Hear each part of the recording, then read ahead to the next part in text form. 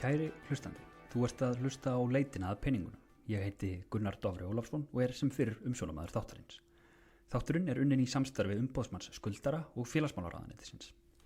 Gestur þáttarins Rut Einarsdóttir, rekstrarstjóri Góða hirðisins. Góði hirðirinn nytjamarkaður Sorpu þar sem gömlum hlutum gefið framhaldslíf hjá nýjum eigendum. Það svona kannski rétt að opna þennan þátt og samhliða því sem ég býði velkomur. Takk fyrir að setjast hérna og spjalla við okkur peninga og endurnot. Það rétt að gera grein fyrir hagsmunatengslum okkar og Rut, eins og ég segi, þú ert rekstrarstjóri Góða hirðisins og ég sé samskipti hjá Sorpu sem á Góða hirðin. En við mátum það hins vegar svo að í þessum viðtali þá fælist engin hagsmuna árekstur þar sem að hvorugt okkar hefur neina fjárhagslega hagsmuni af velgengni Góða hirðisins þannig séð. Af því að Góði hirðirinn sem kannski ekki margir vita og þú getur farið út í betur á eftir, Góði hirðirinn rekinn til hliðar við aðra starfsemi Sorpu og allur hagnaður sem verður af rekstri starfseminnar hann gefinn til góðgerðamála. Og ég fæ ekki meira borgað ef Góða hirðinum gengur vel og þú færð ekki meira borgað ef Góða hirðinum gengur vel. Og það einu sem gætu hagnast á velgengni Góða hirðisins og einu sem hagnast á honum umhverfið og hringrásarhagkerfið vegna minni ofneyslu og sóunar og svo góðgerðasamtökin sem Góði hirðirinn styrkir margar milljónir á ári. Þetta ekki svona ágætis fyrirvari til að byrja þetta? Þetta flott hjá Gunnar, mikið rétt og takk fyrir að fá mig. Já, hver Rut Einarsdóttir, ef við byrjum þar? Ég sem sagt rekstrarstjóri Góða hirðisins eins og þú sagðir og hef verið viðlóðandi verslunargeirann bara í rauninni frá því mann eftir mér. Já, einmitt. Ég hef störf í Hattabúð Reykjavíkur, 2 ára gömul, með ömmu minni og svo áttu foreldrar mínir barnafattaverslun og þar fekk ég að þvælast og aðstoða og hef svo verið í þessu bara í ansi mörg ár og aðalega í fatageiranum þangað til fyrir 3 árum síðan þegar ég tek við þessar rekstrarstjóri Góða hirðisins. Og Góði hirðirinn einmitt, það ekki fötar heldur aðalega bara húsgögn og svona húsmunir kannski. Já, allt svona til heimilisins, má segja. Akkurat. Þannig að þú hefur séð aldrei margt í þessum bransa. Hvernig finnst þér hann vera að þróast, kannski þá með tilliti til umhverfismála? Hann hefur breyst alveg gríðarlega og tala hann ekki bara frá því ég svona kannski formlega hóf störf í verslunargeiranum 18 ára. Já. 18-19 ára gömul og þá náttúrulega var enginn að spá í umhverfismálin, hann séð. Og ég hef líka séð bara mikla breytingu bara síðastliðin 3 ár þennan tíma sem ég verið hjá Góða hirðinum. Það búið að vera bara algjört stökk finnst mér þegar kemur að endurnýtingu. Svona til hins betra þá? Já. Alveg, já. Því ég ímynda mér svona hugtök eins og fast fashion og svo leiðis. Þetta var ekki til bara fyrir 20 árum. Nei. Fyrir 10 árum líka við. Og og það var ekki... Það var hvorki verið að hugsa hvað verður fatnaðinn þegar svona hans tísku líkur eða hans notum líkur hjá eiganda og það var ekkert verið að spá heldur allar umbúðir eða slíkt. Þannig að það ekki fyrir núna bara í seinni ár Og en svo á móti kemur það alltaf mínu upplifun að í gamla daga að þá átti fólk minnafötum og það notaði þau lengur og meira. Það? Já, jú. Ég meina, ég náttúrulega ég starfaði lengi í verslunni Evu og hún þótti nú svona með betri búðum á Íslandi og var með frekar dýr og vönduð vörumerki og þá var þetta meiri fjárfesting. Það var fólk að fjárfesta í kannski dýrari fatnaði og þar að leiðandi bara fór hann betur með fatnaðinn og svona teygðan lengur. Þannig að þetta endist fólk miklu lengur heldur en í dag. Já, en þetta er vonandi að snúast við að einhverju leyti. Já, vonandi og þú veist, voru alltaf þessi second hand markaðir með fatnað en það var aðalega, þá var fatnaðurinn fluttur inn til Íslands sem notaði fatnaðir. Og það ekki fyrir við fyrir að sjá þessa loppumarkaði sprett upp núna eins og barnaloppun og fleira. Það bara mjög nýlegt. Það bara nýlegt. Kannski þetta horfa á þetta, ég veit ekki, 3-4 ára aftur í tíman þegar fyrsti markaðurinn opnaði og það eru náttúrulega bara eigendur fatana að fá plattform til þess að selja fatnaðin og koma honum til nýra eiganda og þetta er náttúrulega bara frábært. Og þetta, já, og svo heyrir maður líka sko, maður svona bæði heyrir og fær á tilfinningur sjálfur að föt og vörumerki sem að voru vönduð og maður gæti réttlætt að setja meiri peninga í til þess að kaupa dýrara og vandara, það kannski í dag aðalega bara dýrara. Já, ég meina það, maður hefur orðið var við það bara persónulega sjálfur og svo bara umtalið að þess að ég fara að nefna ykkur vörumerki en þá eru þessi dýru vörumerki sem að gekka vísum sem traustum og góðum og endingagóðum að það ekkert endilega raunin. Efnin hafa bara breyst, þú kannski að kaupa sömu flíkina aftur og aftur en allt í einasta fann að sjá að gæðin hafa dalað. Akkurat, og það bara að viljum ekki. Já. Þetta á endast. Og þú veist, ég ekki með í kollinum og ég veit ekki hvort að þú sért með það sko, bara allar auðlindirna sem fara í að búa til föt og og framleiða þau og flytja þau og allt þetta, en ég gróf upp tölur sem eru á vísu sko frá árinu 2017 frá Rauðakrossinum, af því góði hirðirinn náttúrulega ekkert einn í þessum endurnota markaði, það blessunarlega eru miklu fleiri eins og bara Hertex og Nytja markaðir og ég hef ekki ég er búin að punkta einhverja hjá mér hérna, ég hef ekki nógu góða yfirsýn yfir þetta en það bara, þetta er að verða stækkandi umhverfi. En í fatabransanum þá eru sko árið 2017 þá voru seld 75 tonn af fötum á ári í Rauðakrossbúðunum og 3000 tonn send úr landi af fötum. Þetta eru svakalegar tölur. Þetta eru rosalega tölur og ég meina þá eru við ekki að tala um allar hinar auðlitindar sem allt sem krefst framleiðslunar allt vatnið og þetta er alveg þetta er svakalegt hvað þetta hefur mikil áhrif á umhverfi okkar bæði í framleiðslunni og svo eftir líf fatnaðarins af því þetta endar ég menn þetta er sendt til Afríku og svo endar þetta bara í ánum þar og heldur bara áfram að menga. Já, og svo endar þetta líka bara svo misnóttu stöðu sinni og aðeins að föt sko, það er mjög slæmt því að fötum hent í ruslið bara það á, fyrir það fyrsta þá ekki að gera neitt fyrir þau en svo líka það bara þau skemma tæki og tól sem vinna úr úrgangi þannig að það er mjög mikilvægt að þegar þegar fólk að losa sig við föt bæði fyrir umhverfið en líka bara fyrir fyrir það sem meðhandla úrgang að taka fötin og setja þau í til dæmis Rauðakrossgáma eða Hertex-gáma eða eitthvað svo leiðis jafnvel þótt þetta séu ónýtt föt. Já, þetta má bara alls ekki fara í gráutunnun okkar. Nei, þetta og bara götóttar skyrtur og ónýtti sokkar og nærbuxur sem í henglum, þetta nýtist allt saman, það eru þessi 3000 tonn sem eru sendt úr landi, en þessi 75 eru heilar skyrtur sem fólk bara er að hætta að nota víðar skyrtu eða grænst eða eitthvað og bara losa sig við. Það selt en restin sendt úr landi. Þannig já, þetta er rosalega stór og áhugaverður markaður og vaxandi vonandi. Já, hann er mjög vaxandi og maður sér þetta líka bara, það eru ýmsar sölusíður á Facebook, fólk farið að halda svona bílskúrsölur með fatnað og svo náttúrulega sem ég segi, það eru þessir loppumarkaðir sem eru nokkri núna á Íslandi, þar sem fólk að leigja sér bása og mér finnst þetta bara alveg frábært. Og þá komum við svona kannski aðeins að þessum góða hirðinum, ef þú getur aðeins bara farið yfir, hvað saga góða hirðisins, hver er bakgrunnur, hvernig kom þetta allt saman til? Hún er orðin löng, þetta er held ég, ef ég fyrir rétt með síðan bara 94, þá var þetta sem sagt í samstarfi við Rauðakrossin, hann rak þetta fyrir það. Já.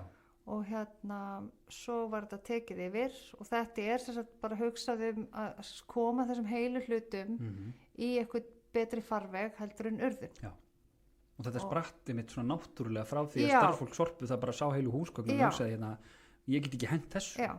Og sorpa er nú mjög vakandi fyrir svona tækifærum og þetta er til dæmis eitt af þeim. Og þá hafa verið staðsettið þarna nytjagámar á endurvinnslustöðunum þar sem fólki gefst kostur á að setja heila hluti inn í það gáma og þeir koma svo til okkar daglega í góða hirðirinn og þá fer bara ferli þar í gang frá 8 til 12 að losa þessa gáma og það eru mörg handtökin en þetta er gríðalegt magn í dag eru að fá 7 til 10 tonn á dag Alla virka daga? Alla virka daga. Þannig að það eru þá segjum 10 sinnum 200 virka daga. Já. Það eru þá 2000 tonn af nýtihlutum á dag ef Já. við tökum efri mörkin. Já. Það er rosalegt magn. Þetta er mikið magn. Já. Þannig að það eru, eins og ég segi, mörg handtökin. Við erum þarna, við erum tæplega 30 að vinna. Já. Og og svo þarf að náttúrulega flokka þetta allt og verðmerkja og það þarf að grísja líka búðina því við höfum ekki pláss fyrir þetta allt. Nei, einmitt. Og Þið seljið nefnilega ekki 2000 tonn. Nei, við náum því ekki sko, og það er aðalega sko út af plássleysi. Við náum ekki að stokka upp á lager. Akkúrat. Við náum ekki að fylla lagerinn okkar, þannig við náum að rúlla þessu almennilega í gegn. En síðan opnum við verslunum klukkan 12 og þá er hún sneisa full af vörum og eins ennþá vinna í gangi, sérstaklega í smávörunni að baka til. Þannig að það er alltaf að koma inn yfir daginn nýjar vörur. Já. Þannig að flæðið yfir daginn er mjög gott. En við erum samt sem áður farin að ná betri tökum á þessu endursöluhlutfallinu. Já. Fyrir 3 árum var þetta 26-7%. Þannig að þið seldu 26% af öllu sem kom inn. Já. Þannig að 74% þeim er hent. Já, það fór þá í ýmsa flokka. Það er flokka náttúrulega vel hjá okkur. Já. Þú veist, það er grófpressa og svo er það plast og það er járn og málmar og... Sem er bara týnt út úr þessum nýtingamum. Já, sem að annarkvort var þá kom skemmt eða við bara höfðum ekki pláss fyrir lengur. Já. Þegar þú segir það er ekki pláss fyrir lengur, er það bara verslunin tæmd? Við bara tekið úr og hent? Hún var svo sem kannski ekki tæmd en jú, það var tekið úr henni. Já. Og við fórum náttúrulega að skoða þetta að þú veist, við hljótum að geta gert betur. Þrátt fyrir að vera með takmarkað húsnæði og eitt af því sem við gerðum var að ef það var uppsöfnun í vöruflokkum að þá droppuðum við bara verðunum. Annarkvæmst bara flatt verð, þú veist, eitthvað 500 kall, 50 kall eða 50% afslátt. Og þannig náðum við að grísja út réttu megin út af versluninni, meira en ella. Já, ekki í ruslið. Já, ekki endurvinnslu farvegina. En og við erum núna stöndum í síðastrík á því vorum við 75% endursöluhlutfalli. Það er mjög gott. Já, við erum búin að ná miklum árangri á þessum stutta tíma. Og það er mjög mikil eftirspurn eftir þessu. Maður sér ef maður fer upp í Fellsmúla þarna þegar verslun er að opna, það er bara fólk út úr dyrum. Er þetta allt bara fólk sem er geggjað meðvitað hringrásarhagkerfið? Er þetta líka bara fjárhagslegar ástæður? Það er náttúrulega, það er miklu ódýrara að kaupa hluti í góða hirðinum, nota það heldur. Já. Ég menn þetta er óbúslega breiður viðskiptavinahópur. Þannig að yfirleitt svona upp úr 11 komur röð að þetta er náttúrulega líka svona kapphlaupum bestu bitana. Já. Og þarna erum við með náttúrulega fólk sem hefur lítið á milli handana og þarf bara af fjárhagslegum ástæðum að finna sér ódýra hluti. Og ég meina þú getur örugglega möblerað upp og komið öllu upp einni lítill íbúð bara 50, 60, 70 krónur og þá er ég að tala bara frá A til Ö. Þú veist, allan borðbúnað og húsgögn og raftæki og já, bara auðveldlega Það er magna. Já, en það sér maður líka, þú veist, og þarna er hópu fólk sem bara hefur lítið á milli handana. Eða fólk sem vill bara spara og tímir ekki eyða í húsgögn. Já, og svo er það líka, svo sjáum við, þú veist, eins og unga fólkið okkar sem er einhvern veginn alltaf betra en við sem betur verð. Þetta er hrikalegt að sjá þetta gerast, bara allir sem koma eftir mann eru betri. Já, að þau eru bara, mér finnst þau svo ótrúlega skynsum. Þau eru náttúrulega bæði skynsum sem sagt út af umhverfi sínu og náttúrunni og svo líka fjárhagslega. Já. Að þau, þú veist, þeim finnst bara galið að vera að kaupa eitthvað nýtt á fullt af peningum þegar þau geta keypt eitthvað notað og borga miklu minna fyrir það. Akkurat. Þannig að það falla þarna og Svo erum við náttúrulega með safnara og við erum með endursölu aðila, þú veist að því það eru náttúrulega fullt af sölugrúpum á til dæmis Facebook sem er að selja. þannig að við virkum líka sem svona eins og heildsala. Já. Þannig að það er bara... Hvað finnst ykkur það? Okkur finnst það bara frábært. Já. Það er bara, já, þetta er bara leið þessar hluta aftur inn í hringrásina. Nákvæmlega, það er bara endgólið hjá okkur er náttúrulega alltaf að auka endurnotin. Við viljum hámarka þau. Þannig að draumurinn væri bara að þessi 2000 tonn eða segjum hérna hvort 7-1400 og þau myndu bara öll seljast. Já.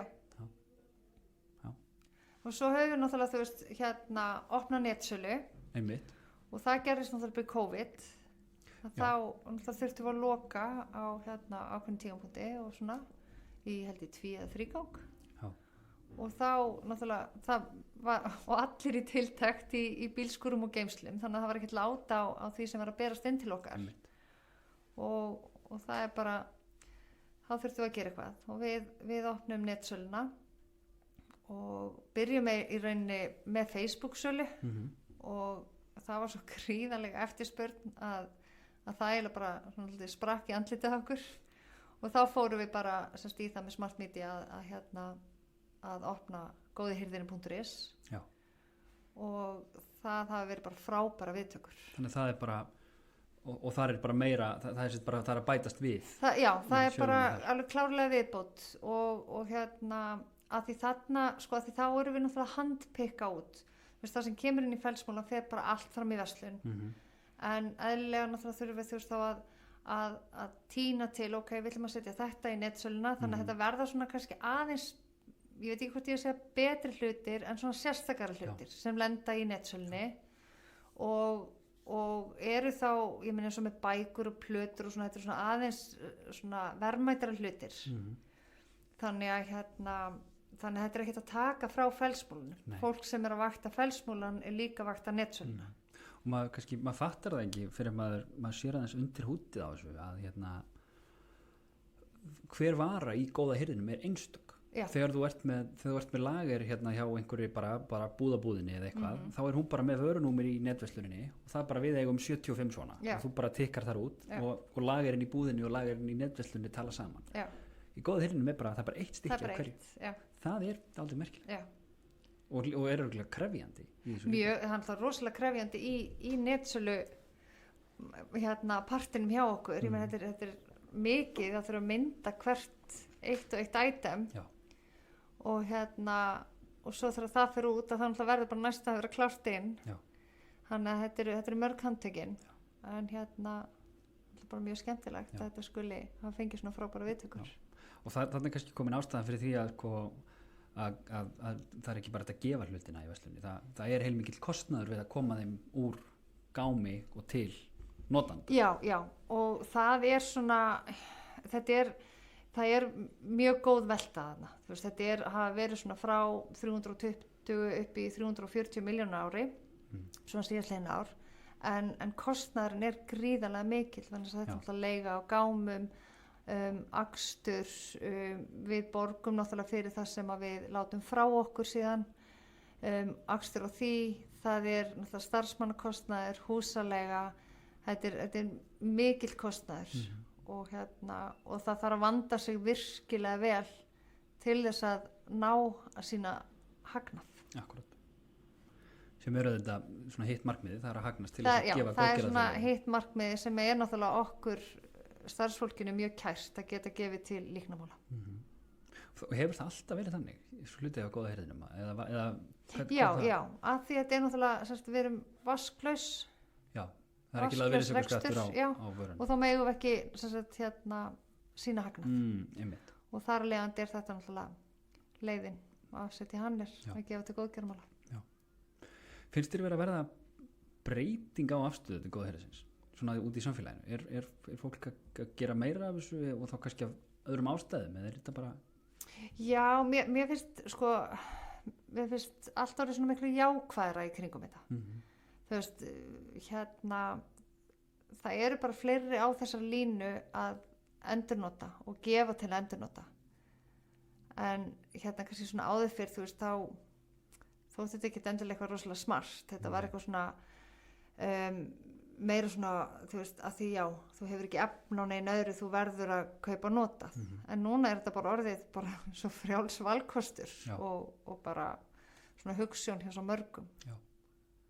Og það fyrir mitt og ég oftar en einu svona oftar en tvisvar sagt það í þessum þáttum að það sko ég sé verða svona tvö megatrend falla saman, það þessi aukna umhverfisvernd og það þessi meiri áhugi á því að eyða ekki öllum peningunum sínum í bara einhverja neyslu og þarna, það kristallast svolítið þarna getur þú gert hvort tveggja það að kaupa eitthvað sem einhver hefur notað áður það búið að framleiða hlutin auðlindanýtingin þú ert bara að gefa honum framhalds þannig að það svo skemmtilegt Já, og þetta bara, fólk farið að hugsa einhvern veginn öðruvísi peningana sína, þetta hérna, af hverju á ég að vera að kaupa, stóla 100 skall þegar ég get fengið hann 10 skall. Þá get ég nota hinn peningin bara í að njóta. Já, það 90 skall þegar þú getur farið í ferðalegri. Já, einmitt. Það stundum talað það í sprota umhverju sprotafyrirtækja, það ok, ég ætla að byrja á byrjunni í fyrirtækjarekstri samkeppni þegar einu fyrirtæki gengur vel þá gengur keppinautunum kannski ekki jafn vel og yfirleitt bara það svona að vera að keppast takmörku gæði í sprotafyrirtækjum, það talað svona á ensku minnum við kallið þetta co-competition, það sem á íslensku gæti við reynda því það sem sko samkeppni að því betra sem umhverfi sprotafyrirtækja því betur gengur öllum sprotafyrirtækjum því þau ekki að keppa, þau kannski að keppa forritara og eitthvað svo leiðis, en þau ekki að keppa viðskiptavinni.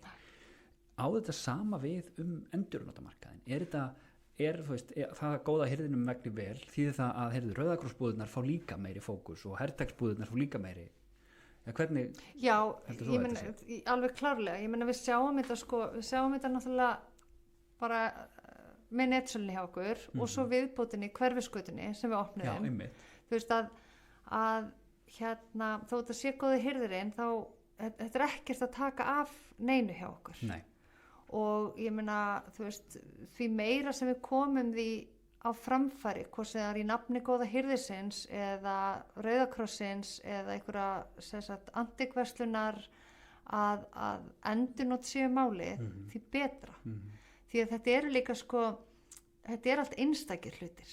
Við erum ekki að selja sama stólinn allstaðar.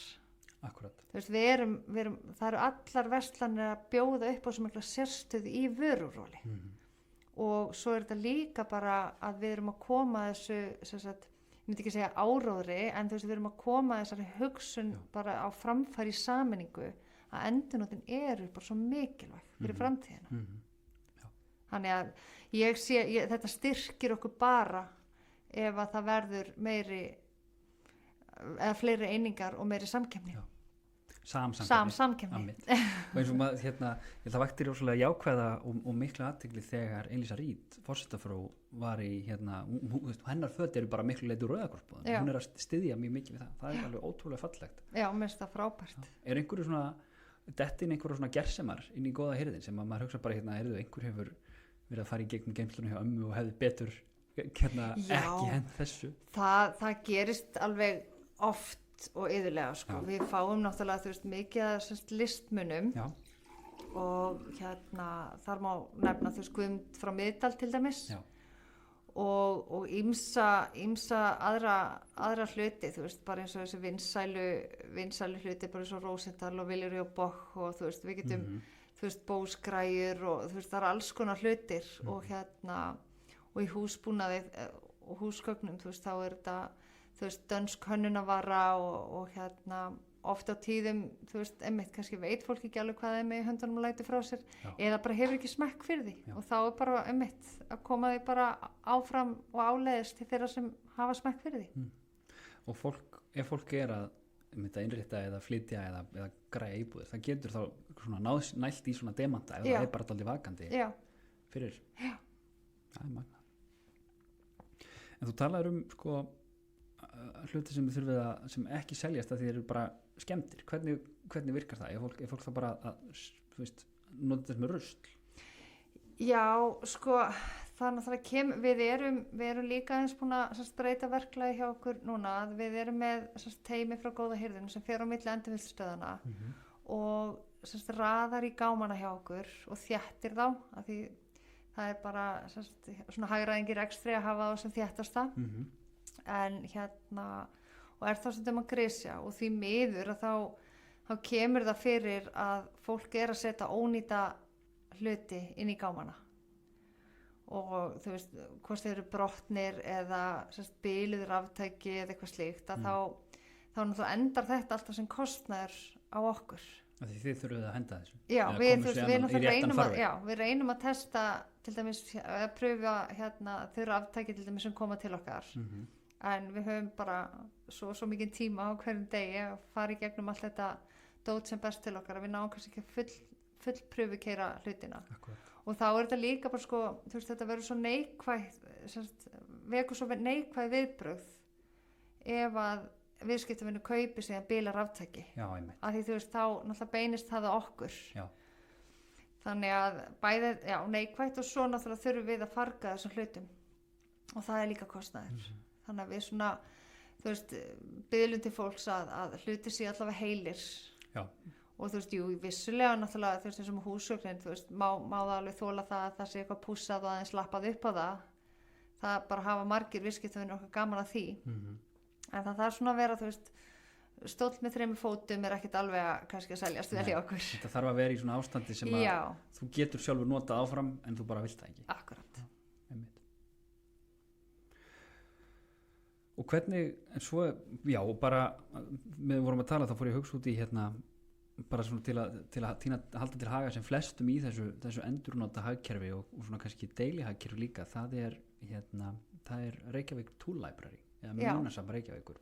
Það er rosalega skemmtileg viðbót inn í þetta umhverfi sem einmitt sem kemur inn í þessi 2 trend að eyða ekki peningunum þínum í óþarfa hluti og venda umhverfið, því þar getur þú fengið bara lánuð verkfæri og þau sem er í framkvæmdum vita það að þú þarf mikið af verkfæri til þess að gera það og ef þú ætlar að græja þau upp fyrir það kostar bara hönd og fót. En þarna þekkir þú til hvernig er þetta bara eins og bókasafn hjá þeim? Já, mér skilst þetta, ég hef nú ekki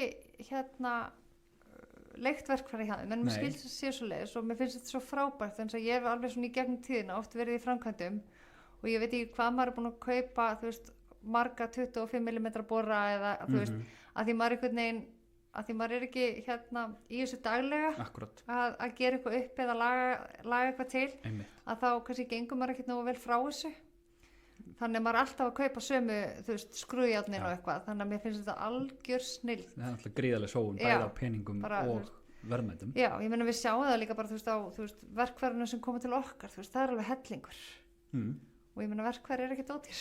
Verkfæri eru svo sannarlega ekki ódýr. Það er mikið af svoleiðis hlutum eins og verkfærum og svoleiðis sem koma. Já, við náttúrulega fáum svo ofbúslega breytt af vöruflokkum. Já. Við erum þarna með flokk sem heitir stórstykki og það er einhvern veginn bara svona allt. Sem bara, já. Það er dettur í hug. Já. En eins og við sjáum líka eins og með bækurna bara hjá okkur, þú veist, við seljum við fáum oft svona dálítið neikvæðar raddir það, við tökum ekki við bókum en samt sem áður gerum við það vissulega en það eru bara flest heimili að losa sig við bókina að það er bara komið svo mikið af hljóðbókum og podcastum og ýmsu þannig að við seljum svona myndi ég segja 120-130.000 bækur á ári. Vá.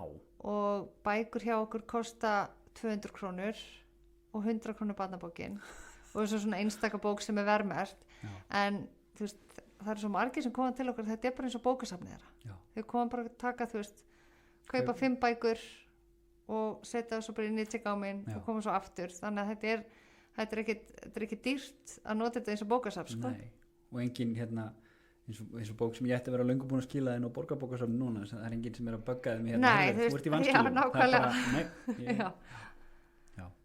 þannig að það er mjög sniðugt. En hvernig er framtíðin? Hvað, er þetta bara meira því sama? Eða Já, nei, við viljum náttúrulega vaksa og við opnum pop-up markað síðastliðin október á Hverfisgötunni. Hann gekk það vel að við lokuðum tímabundið í febrúar og fórum í framkvæmdir og opnuðum svo aftur í maí. Lok maí og hann gengur mjög vel og sú verslun hefur svona dálítið sérstöðu frá svona, kannski myndi ég segja upplifunni þegar þú kemur inn í hana frá Fellsmúli er svona kannski IKEA endurnótana. Þetta er bara svona massi og mikið að gera. Vöruhús. Já. Og Hverfisgatan er, þetta er bara eins og lítið leikhússett. Þú ert að labba inn í bara svona, þú ert alltaf einu bara komin í tebóð hjá ömmu eða þú veist, borstofu sett hjá ykkurum ríkum eða þú veist, þetta er bara eins og leikhússett, ótrúlega skemmtilegt að koma að inn og þarna náttúrulega handveljum við líka inn og eru svona dálítið svona sérstakir hlutir þar og hún gengur rosalega vel Hverfisgatan og flott verslun og þetta er okkur langar að stækka og gera meira af þessu af því það er alveg, eftirspurnin er gríðaleg. Þá fleiri útibú svona? Já, bæði erum að fá mikið magnin og ef við erum með fleiri vettvanga eða stærri vettvanga þá getum við komið meira í endurnot. Sem er einmitt svona, svo maður ítrykkið þennan inngangsfyrirvara hérna, það er auðvitað markmið. Markmið er ekki sem slíkt að græða, heldur að koma hlutum aftur út í hringrásina og einmitt sjá fólki fyrir húsgögnum sem kosta minna. Já, það er sem sagt svona grunngildið okkar, en ég meina vissulega höfum það gefið mikið til góðgerðarmála. Ég held að bara frá upphafi hafi góði hirðurinn gefið 300 milljónir til góðgerðarmála, þannig að það er náttúrulega bara frábært. En endurnotin eru bara okkar númer 1 gildi. En eins og staðan í Fellsmúlanum er eitthvað, svo verslun er hún ekki, þú veist, það er röðar fyrir utan bara þegar hún fer opnar og eitthvað yfir daginn eða hvernig? Já, þú veist, það er röð við opnun og svo er náttúrulega bara stöðugt rennsli allan daginn. Já. Við erum opið til 6 og 12 til 4 á laugardögum og það er bara stöðugt trafík. Já, við sjáum alveg með tilkomu Hverfisgötu og netsölunar að við höfum svigrúm fyrir að gera svo miklu betur ef við aukum við okkur fermetrana og meira þess að þetta hefur ekkert tekið frá Fellsmúlanum, það hefur meira þess að aukist salan í Fellsmúlanum eftir að við opnuðum hinar einingarnar. Heldur að það geti líka kannski skýrt einhver leita því að verður efnahagsástandi eða eitthvað eða þú veist, er góði hirðirinn í einhverju svona, þú veist, hefur hagsveiflan áhrif á þetta? Nei, mér finnst það ekki. Nei, kannski bara í góðærinu fólk að henda meira eða? Já, meina, þú veist, í góðærinu þú veist, þá fáum við bara eins og þau kallaða nýri búð bara betra stöf en en það hefur ekki haft nein áhrif á, það er bara búið að vera aukning hjá okkur með tilkomi aukina fermetra og við sjáum alveg bara út frá okkar reiknilíkunum að það við erum mikið inni með þessa. Og einmitt, eins og segir, endursölu hlutföll og mjög mikið af magni. En svona, hvað maður að segja, bara persónulegu hlutir, ert þú mikið í endurnotur? Ég sá viðtalið í Mogganum þetta. Hvernig blasir þetta bara við þér persónulega? Bæði, þetta er tvíþætt. Varstu það fyrir, þú veist, áður að fórstu í góða hirðinu og B, ertu það núna? Já, ég var það fyrir, en ég skal alveg viðurkenna það var allt öðrum toga, það var ekki að ég var svo umhverfisvæn. Þú veist, ég hef bara alltaf haft einhvern veginn áhuga á gömlum hlutum, bæði í fatnaði og í húsgögnum og afi minn og langafi, þú veist, húsgagnasmiðir og þannig að þetta hefur einhvern veginn alltaf svona togað í mig. Mér finnst þetta bara svona persónulegra og fallegra þegar þú ert með gamla hluti inn á heimilinu svona með þessu nýja. Mér finnst það einhvern veginn að blanda því saman hefur bara alltaf þótt smekklegt. En svo svona í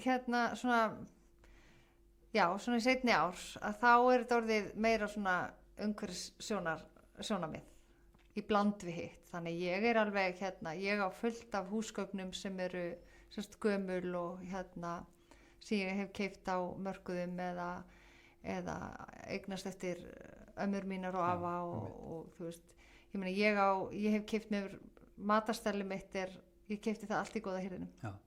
þannig ég er alveg þarna, þú veist, af hverju á ég að fara að kaupa mér eitthvað, þú veist, nýtt þegar ég get spara peningin og nota það svo bara til að leika mér í golfi. Nákvæmlega. Og ég held að þetta kjarnar þetta ágætlega, og ég ímynda mér að það hafi svona kannski aðeins breytt í hvernig þú sér þessa hluti, þú veist, þegar maður fer að starfa við. Sjá bara hvað þetta er, sko, hvað þetta er ótrúlega mikið. Þetta er svo mikið magn sem kemur þarna inn og þú veist, þetta er í svo góðum gæðum, margt að þessu, að hérna, þú veist, af hverju ekki að kaupa sér disk á 650 í staðan fyrir 6.500, þú veist, það er bara þetta er bara no-brainer. Bærilegra fyrir fólki sem þú býr með því þú ert mitt í þessu ég held að sé orðið sem mjög erfitt að búa með mér hérna þegar ég er alltaf að reka nefið hann í tunnurnar undir vaskinum heima og tryggja hvort það sé ekki glatt hárrétt flokkað hérna og getur ímyndaði hvað áhrif það hefur líka verið með hlaðvarpum peninga það umhverfi sem maður er í hefur þetta áhrif á mann það gerir það og hérna vonandi til góðs og ég menn sko syni mínir nú fluttu þeirra heimann ekki alls fyrir löngu og ég menna þeir sko möblurðu allt inn hjá sér, það var allt notað og það kemur bara frá þeim, það er ekki þrýstingu frá mér en það er bara þessi hugsun og þetta er að verða einmitt hérna, trendi, maður heyrir af fólki sem bara, veist, ungu fólki sem er að flytja út og það er bara allt er endurnotað og endurnýtt af því þau eru líka, þú veist, þau eru bara svo skynsum í fjármálum akkurat, þannig þarna er einmitt og þú veist má uppljóstur einhverja svona formúlur með þetta þú veist, þegar þú ert að verðmerkja hluti tekur það mið af einhverju er það bara hvað markaðurinn finnst rétt eða tekur það með að því hvað hluturinn kostaði upphaflega? Já, við vinnum bara með svona, við erum ákveðin lista, þú veist, það er bara föst verð á ákveðin hlutum. Já, og þú veist, ég meina það er mjög stór hluti hjá okkur sem er bara föstum verðum og hérna, þú veist, eins og flestir sófar eru svona kannski frá 3 og 5 og upp í 5 og 5, en svo koma náttúrulega kannski einhverjir sérstakki sófar og þá er farið í upprunaverðið við skoðum hvað er verið að selja þú veist, við komum til sófa bara í endursölu þú veist, á netinu og svo tökum við, þú veist, ástandsskoðun þannig að þú veist, það er alveg þetta er ekki bara svona puttin upp í loftið sko. Sófi fyrir 5 og 5 ég tók ringum IKEA fyrir ekki löngu og það var bara, þú veist, ódýrusófarnir það eru 20.000 þannig að það er hægt að gera mjög góð kaup þarna og spara sér heilmikið. Þannig ég er alveg þarna og þú veist eins og ég segi, það er hérna svona í seinni tíð þá er þetta, þú veist, orðið svona meira líka svona peningadrifið. Já, hjá fólki. Já, bara hjá mér, þú veist, að kaupa mér frekar eitthvað sem, þú veist, þó það sé búið að nota það, þá get ég alveg nýtt það líka og spara mér töluverðan pening.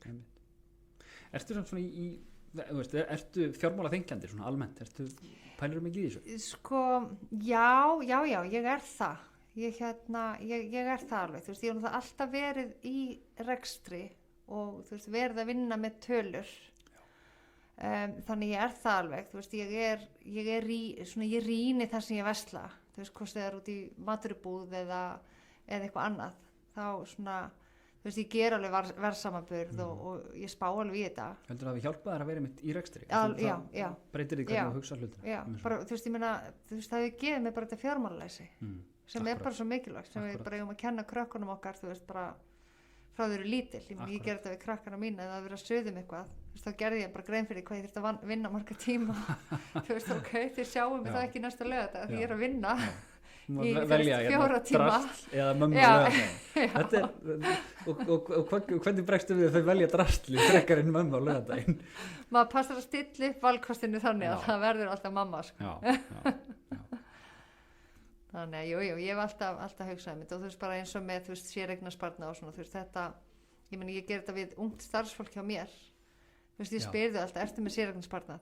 Þú veist, ef ekki þú þarft að fara að gera eitthvað í því þannig að þetta er svona þetta hefur alltaf verið mjög nálagt mér að spá í þessa hluti og passa upp á það hjá þeirra líka það er mjög gott svo er ég þú veist búin að ala mér sko alveg eina trillta núna sem er á 19 ára og hún er bara með Excel-skjal og það er bara öll innkoma skamta sér pening og útgjöld þannig að hérna hún að svona gefa til kynna að hún ætla að vera að flutta heimann 21 árs eða er það? Já, þú veist, hún ætlar að hanga heima þannig til hún er búin að kaupa íbúð. Já, þannig að hún er að safna fyrir henni. Það er markmiðið með Excel-skjali. Já. En þetta er einmitt það sem svona, og það sem okkur gengur svolítið til með þessum þáttum að ekki endilega fólk setja upp líf sitt í Excel og reyna að flytja út sem fyrst, en að fá þessa yfirsýn yfir fjármálum og peningana. Og ég meina við gerum þetta, þú veist, ef þú ert að reka til dæmis bara eins og ég þessa einingu, þú veist, þú ert að rýna ákveðnar kennitölur. Þú veist, við kallum þetta bara kennitölur, það eru ákveðnar tölur sem við erum að rýna og fylgjast með til að sjá hvort að, þú veist, reksturinn sé á réttri leið. Ég meina við þurfum bara að gera þetta líka við okkar persónlega fjárhag. Akkurat. Þú veist, að því það er svo, og tala ekki núna þegar maður er fann að borga með símanum og úrin og svona, þú veist, það er svo ofboðslega auðvelt að missa yfir sín. Svakalega. Áskriftir hingað og þangað. Já, fólk veit ekkert stundu hvað að reyða í. Akkurat.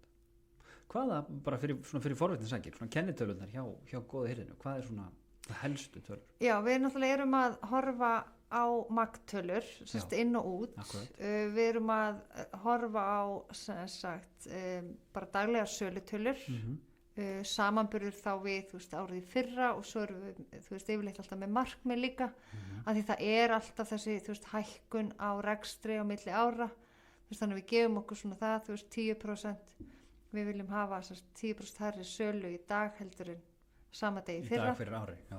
Þannig að, já, það er daglega sölutölur, magnið, það þarf að rýna launakostnaðinn, af því hann er þungur í bara íslenskum rekstri. Já, og með 30 manns í vinnu. Já, þannig að það þarf að fylgjast vel með honum. Já, og svo er eins og hjá okkur þá er þetta líka náttúrulega tölurnar kostnaðari við það sem fer frá okkur sem sagt í endurvinnslu. Já. Og allur akstur, þetta eru svona stærstu lykiltölurnar. Hlýtur að vera áhugavert að reka fyrirtæki, sko, og alltaf margir sem gera þetta, það sem hagnaður til hluthafa er ekki pælingin, heldur bara hagnaður til umhverfisins og hagnaður til, það líka að maður geti kallað góðgerðafélögin svona hálfgerða hluthafa, þau fá arðin af rekstrinu. Og þú veist, ég hef náttúrulega starfað alltaf, þú veist, í verslunarrekstri í einkageiranum og hef alltaf náð árangri, þú veist, þegar ég tekið mér eitthvað verkefni fyrir hendur, verið, þú veist, kannski 2, 3, 4 ár eitthvað staðar og alltaf náð árangri, en ég verð að segja, þú veist, að þessi gerir sér í núna, einmitt eins og þú segir, að því að þetta er umhverfið og svo góðgerðarsamtökin, að þú veist, þetta er svo æðislega umbun, þú veist, þetta er svo mikið hvati fyrir mig að gera vel. Já. Þannig að þetta er bara skemmtilegast það sem ég verið í. Já, geggjað. Ég vil ekki að láta þetta vera loka orðin í þessu skemmtilega spjalli. Já. Það búið að vera gaman að tala við þér. Takk kærlega fyrir komuna og segja okkur aðeins frá þessum umhverfismálum og því hvað er hægt að spara með því að horfa á endurnot frekar en að vera að kaupa allt skínandi fínt úr kassanum að geta, svona, eins og með bílana, leyfa öðru fólki aðeins að taka svona mesta skellin af verðlækkuninni. En bara takk kærlega fyrir komuna og ef þú, kæri hlustandi, hafðir ánægjuð að gagna þessu spjalli, þá máttu endilega benda vinnuðinum og fjölskyldu á að hlusta á leitina að penningunum. Og ef þú lumar á áhugaverðri sögu heimilisfjármál, vilt spyrja spurninga eða benda á góðan viðmælanda, máttu endilega hafa samband á Facebook síðunni leitina að penningunum. Takk fyrir að hlusta.